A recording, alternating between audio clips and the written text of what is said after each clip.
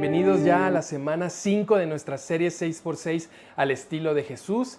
Ya estamos finalizando con esta jornada de 6 semanas que ojalá estén siendo de mucha bendición, de muchas conversaciones, preguntas, reflexiones, cuestionamientos, ya sea en grupo, en casa o si tú lo has estado escuchando estos videos solos.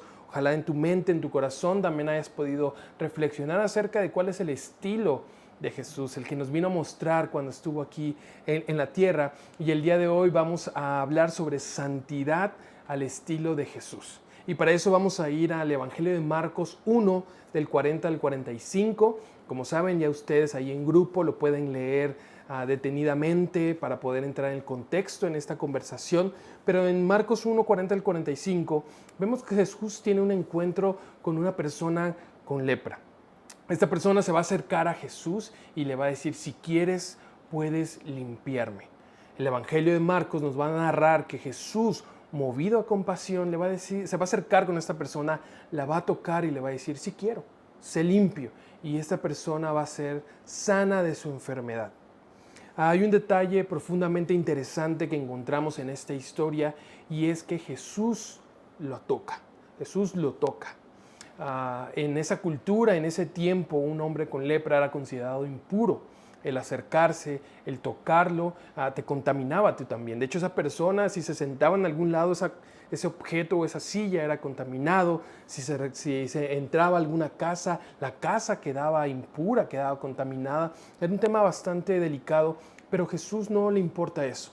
No mantiene su distancia, no tiene temor por eso, sino se acerca, lo toca y queda limpio, queda purificado, es sanado de su enfermedad.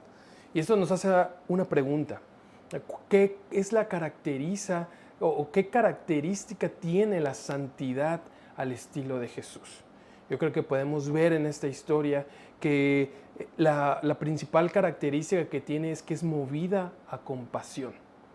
La santidad al estilo de Jesús no se caracteriza por alejarse o por mantener la distancia de lo impuro o de lo que está contaminado, sino de la compasión que lo motivaba, que lo movía para hacer algo al respecto ante esa situación. Jesús nos va a enseñar que su santidad se ve por la compasión, la cantidad de compasión que uno puede tener hasta cierta situación, ciertas circunstancias, con ciertas personas.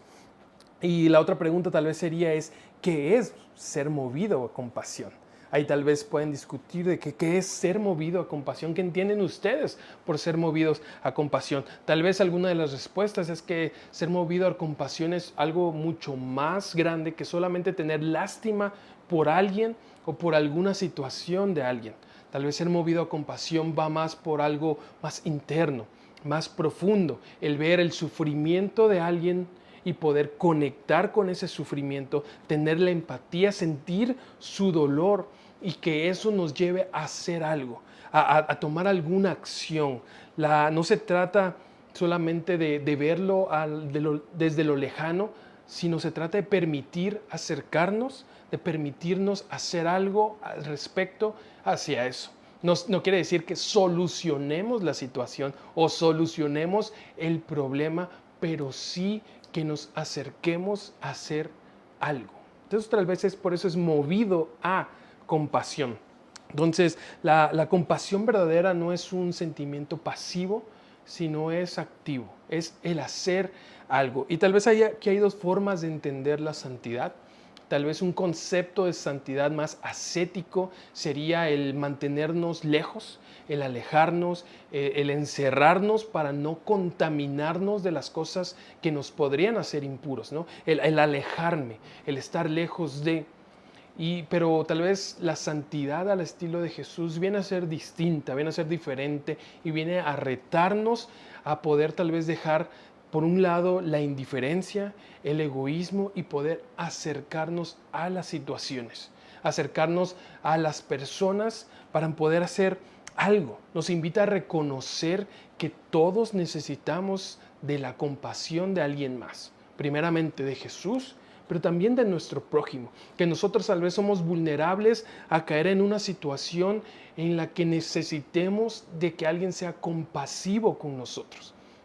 La vida es muy incierta y es muy es muy rara en muchos sentidos, ¿no?